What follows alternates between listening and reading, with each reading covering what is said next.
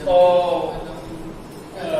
बच्चों अभी हम डिस्कस करने वाले हैं कोलिगेटिव प्रॉपर्टी, ठीक है ना।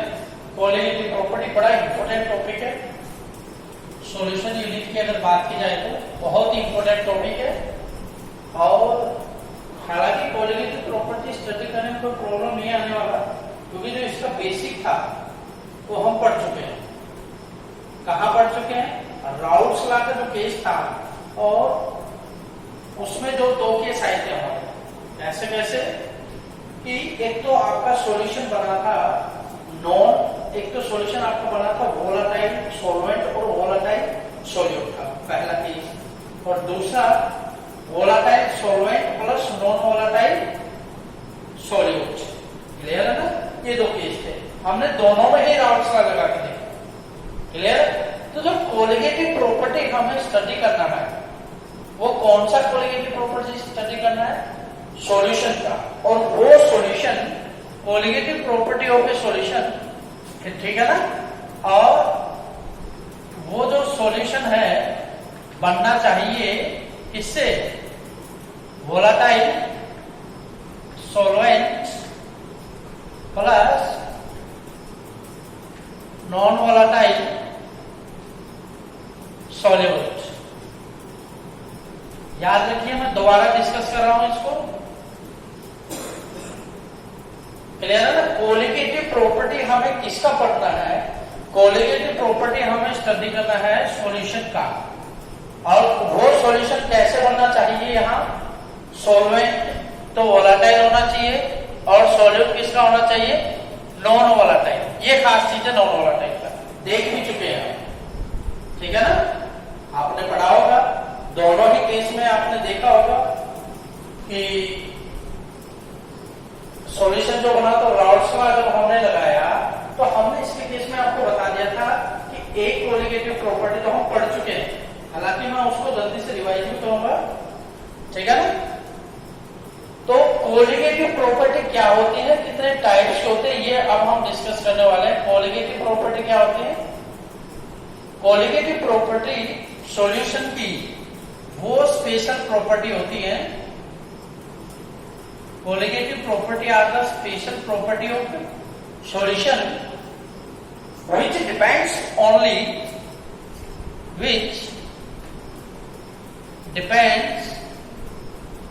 only क्वांटिटी ऑफ सॉल्यूट, ठीक है ना। जो सर किस पे डिपेंड करने वाली है? सॉल्यूट की क्वांटिटी पे। मतलब सॉल्यूट का नेचर कैसा है? Non volatile. एक बात मैं आपको क्लियर कर देना चाहता हूं कि जब भी कोलिगेटिव प्रॉपर्टी का नाम आएगा, तो वहां जो सॉल्यूट होगा हमारा, वो सॉल्यूट कैसा चलेगा? Non volatile. ये आपको रिमाइंड रखना हमेशा। नॉन वोलेटाइल या तो वेपर बनाएगा नहीं, या लेस वेपर बनाएगा, ऐसा केस। क्लियर है ना? बिल्कुल। 4 कोलिगेटिव प्रॉपर्टी आती है, वो मैं अभी आपको बताऊंगा। उससे पहले कोलिगेटिव प्रॉपर्टी क्या है? स्पेशल प्रॉपर्टी है सॉल्यूशन की, जो सिर्फ किस पे डिपेंड करती है? क्वांटिटी ऑफ सॉल्यूट पे, या फिर हम कहें, या फिर number of particles of solute. Clear है ना? इसको हम एक तरीके से और बता सकते हैं, which depends on number of moles of solute. हालांकि कोई डिफरेंस नहीं है ज्यादा। जो हम कहना चाह रहे हैं, तीनों पॉइंट से एक ही मतलब निकलने वाला है। क्या?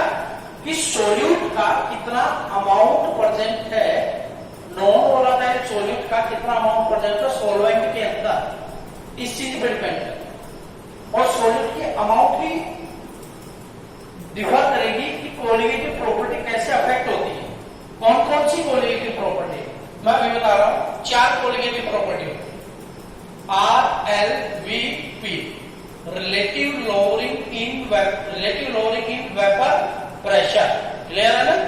ठीक है, अभी हम इसको डिस्कस करेंगे। एलिवेशन इन बॉइलिंग पॉइंट, ठीक है, elevation in boiling point. Third one आता है डिप्रेशन इन फ्रीजिंग पॉइंट। ठीक है। और लास्ट है ऑस्मोटिक प्रेशर। ये 4 कोलिगेटिव प्रॉपर्टी क्लियर है ना। 4 कोलिगेटिव प्रॉपर्टी है, relative lowering in vapour pressure, elevation in boiling point, pressure in freezing point, osmotic pressure, ये है। तो कोलिगेटिव प्रॉपर्टी सॉल्यूशन की कुछ खास प्रॉपर्टी होती है और वो सॉल्यूशन भी खास बनना चाहिए, क्योंकि सॉल्यूट का नेचर कैसा होना चाहिए, नॉन वोलेटाइल। और कोलिगेटिव प्रॉपर्टी सिर्फ डिपेंड करते हैं क्वांटिटी ऑफ सॉल्यूट पे, number of particles of the solute पे, number of moles of the solute पे, और वो इंडिपेंडेंट होती है किस पे, and independent upon what, nature of solute. इस सॉल्यूट का नेचर कैसा है इस पर डिपेंड नहीं करेगा। जैसे मैं आपको एक एग्जांपल बताऊं, मान लो 2 बीकर लिया आपने अलग अलग, क्लियर है, 2 बीकर लिया, बीकर के अंदर आपका वाटर है, 20 ml वाटर है, जैसे अज्यूम करो। दोनों में एक में आपने शुगर डाला, और शुगर डाला वो किस फॉर्म में डाला, शुगर आपने डाला वो किस फॉर्म में डाला, वो सॉलिड क्रिस्टल ही डाले शुगर के। और दूसरे में क्या डाला आपने, दूसरे में शुगर के पार्टिकल्स थे जो सॉलिड, उसको पाउडर फॉर्म में लाके उसके अंदर डाला। बताओ दोनों में क्या होगा भाई, दोनों में तो टेस्ट तो बदलेगा ना, टेस्ट स्वीट ही होगा दोनों केस में, दोनों कंडीशन वाटर का टेस्ट ही बदलेगा। तो चाहे आप शुगर को पाउडर फॉर्म में डाल रहे हो, चाहे सॉलिड पार्टिकल्स के फॉर्म में डाल रहे हो, उसको सॉलिड क्रिस्टल की फॉर्म में, कंडीशन तो दोनों क्या हो रहा है, मीठा ही हो रहा है। लेकिन अगर आप उसमें शुगर का अमाउंट बढ़ा दें, शुगर का अमाउंट बढ़ा दें, तो धीरे धीरे उसका टेस्ट कैसा होता जाएगा, और भी ज्यादा मीठा होता जाएगा, और भी ज्यादा मीठा हो जाएगा, ठीक है ना। शुगर पाउडर फॉर्म में डालो तो उधर भी मीठा होता जाएगा। पॉइंट क्या है हमारा कहने का, कि ऐसा सॉल्यूट जिसका नेचर, ऐसा सॉल्यूट जिसको जब सॉल्वेंट में डाला जाए उसका नेचर उसको अफेक्ट नहीं करेगा, उसका फिजिकल स्टेट उसको अफेक्ट नहीं करेगा, सिर्फ क्या चीज अफेक्ट करेगी, क्वांटिटी अफेक्ट करेगी, उसके शुगर के उसके सॉल्यूट के पार्टिकल्स अफेक्ट करेंगे। क्लियर है ना। एक बात और नोट करो यार कि शुगर नॉन वोलेटाइल है, साथ में नॉन इलेक्ट्रोलाइट है, साथ में क्या है, non electrolyte, non electrolyte. Clear है ना। तो बस फोकस किस पे रखना है, सॉल्यूट नॉन वोलेटाइल है और साथ में नॉन इलेक्ट्रोलाइट। क्योंकि जब शुगर इलेक्ट्रोलाइट हो जाता है, जब सॉल्यूट आपका इलेक्ट्रोलाइट हो जाता है, तो 2 टॉपिक आपके बढ़ जाता है, जो लास्ट में आपकी यूनिट में देखने को मिलते हैं। अगर शुगर,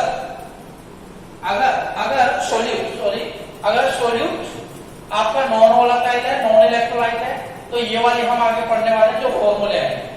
लेकिन जब सॉल्यूट आपका इलेक्ट्रोलाइट हो जाता है, तो जो फॉर्मूले हम यहां से निकालेंगे, फर्दर आगे निकालेंगे, आपको बता दिया जाएगा, वो फिर रीमोडिफाइड किए जाते हैं, मॉडिफाइड किए जाते हैं।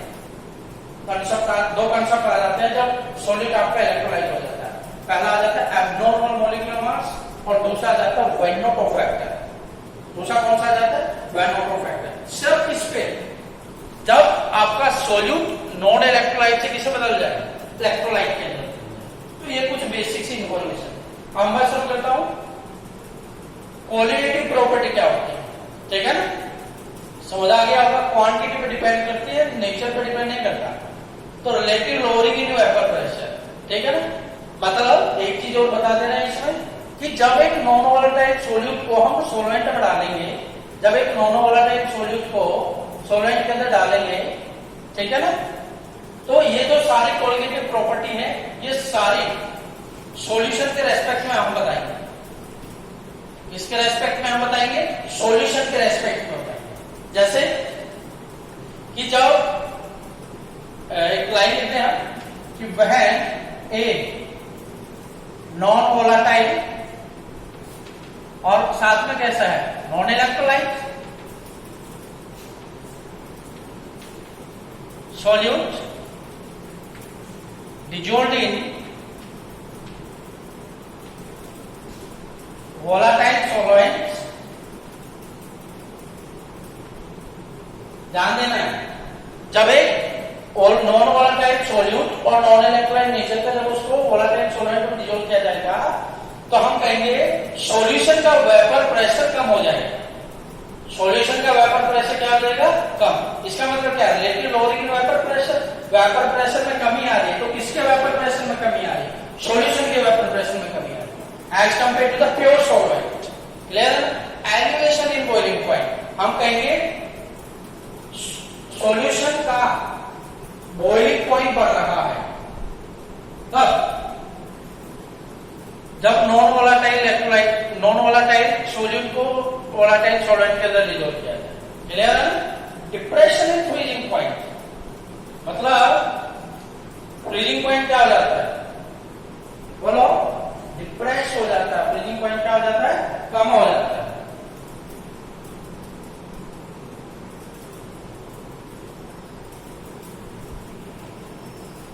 क्लियर है ना?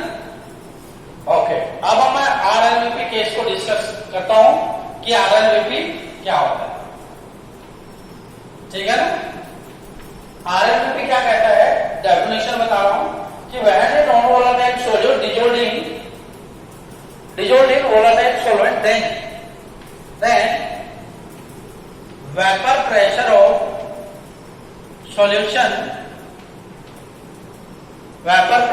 solution decrease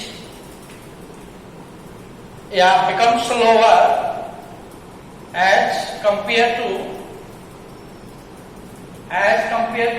what?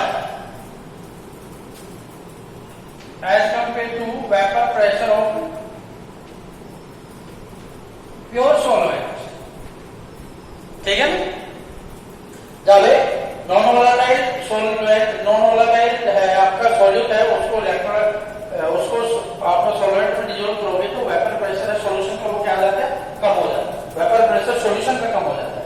ठीक है ना? वेपर प्रेशर क्या हो जाता है? सॉल्यूशन का कम। कैसे? जैसे मान लो इधर आपका सॉल्वेंट है, मान लो ये है और बी कोई आपका नॉन वोलेटाइल सॉल्यूट है, नॉन वोलेटाइल। ठीक है ना? इन दोनों और आपने क्या किया? ए इसके अंदर क्या डाल दिया आपने? बी डाल दिया, नॉन वोलेटाइल। तो इसका जो वेपर प्रेशर है और इसका जो वेपर प्रेशर है आप जब चेक करेंगे वेपर प्रेशर इनका वेपर प्रेशर चेक करेंगे तो प्योर सॉल्वेंट का वेपर प्रेशर क्या रहेगा? प्योर सॉल्वेंट का वेपर प्रेशर क्या रहेगा? ज्यादा, और इस सॉल्यूशन का क्या हो जाएगा? कम हो जाएगा। यही कह रहा है relative lowering in vapour pressure. Clear है ना? ठीक है, तो अज्यूम करो लेट ये हम डिस्कस कर चुके हैं। वैसे पहले सेकंड केस में जो डाउट्स के केस में हमने डिस्कस किया, थोड़ा रिवाइज करा रहा हूं। Like vapour pressure of solution क्या है बोलो? हमने क्या माना था? पीएस और vapour pressure of pure solvent बोलो क्या है? पी नॉट ए। क्या मान लिया? इसका मान लिया पी नॉट ए। इसका वेपर प्रेशर आपने क्या मान लिया? पी नॉट ए। इसका क्या मान लिया? पीएस। अच्छा, लोअरिंग इन वेपर प्रेशर क्या है बताओ? लोअरिंग इन वेपर प्रेशर, भाई ज्यादा वेपर प्रेशर में कमी तो घटेगा ना। ठीक है, ज्यादा कौन सा है? सॉल्वेंट का ज्यादा है, पी नॉट ए माइनस पीएस। ठीक है ना? बिल्कुल, आप इसको ऐसे लिख दो, डेल पी डिफरेंस जो आया। अच्छा, relative lowering in vapour pressure लिख लो। Relative lowering in vapour pressure इसके इक्वल है बोलो? रिलेटिव लोअरिंग इसके रिलेटिव में प्योर सॉल्वेंट के del P upon P naught A, ये आपका कहलाता है। देखो R and BP relative R lowering in vapour और pressure. Relative lowering in vapour pressure. Clear है ना? बिल्कुल। ओके, अब राउल्ट्स लॉ याद कीजिए। Raoult's law means Raoult's law तो हमने पढ़ा था, उसके अंदर केस सेकंड याद कीजिए। क्या कहता था राउल्ट्स लॉ? क्या कहता था? Relative lowering in vapour pressure directly proportional to the mole fraction of the solute. Relative lowering in vapour pressure is directly proportional to the mole fraction of the solute. ठीक है ना? आरएलवीपी किसकी equal था? बताओ, आरएलवीपी यही है ना? Del P upon P naught A directly proportional to HB, ठीक है ना। इसको कैसे लिख सकते हो आप, डेल P और P नॉट ए, जरा इसको बोल दो आप, HB mole fraction of the solute का फॉर्मूला। मोल फ्रैक्शन कैसे निकालते हैं, mole fraction fraction of moles जिसके निकालने होते हैं क्या, NB upon NA plus NB, clear है ना। हम इसको और खोलेंगे अभी थोड़ा फॉर्मूला को, ताकि आपको अच्छे से समझ आ जाए, क्लियर है ना, बिल्कुल। तो देखिए क्या, del P upon P naught A equal to WB by MB। यहां पे एक पॉइंट हम नोट करेंगे क्या, अगर नंबर ऑफ मोल्स सॉल्वेंट के बहुत ज्यादा है NB से, सॉल्यूट के मोल्स, मींस आपका सॉल्यूशन कैसा है, डाइल्यूट, कैसा है, डाइल्यूट। और बोलेंगे कि प्रॉपर्टी जनरली डाइल्यूट सॉल्यूशन का स्टडी किया जाता है, क्लियर है ना। उस केस में हम इसको क्या कर देते हैं, नेग्लेक्ट कर देते हैं इस वाले कंडीशन, NB को सिर्फ जो नीचे है, तो WB बाई MB और क्या, WA बाई MA, क्लियर है ना, ये भी है, बिल्कुल ठीक है। Del P upon P naught A equal to WB by MB, arrange कर रहे हैं जस्ट बेटा, क्या कर रहे हैं, MA ऊपर चला जाएगा, WA ऊपर यहां आ जाएगा। ये बेटा आपका रिक्वायर्ड फॉर्मूला है, रिक्वायर्ड फॉर्मूला है, चलिए ठीक है ना, for RLVP colligative property, RLVP colligative property, ठीक है ना। आप समझ रहे होंगे, बिल्कुल।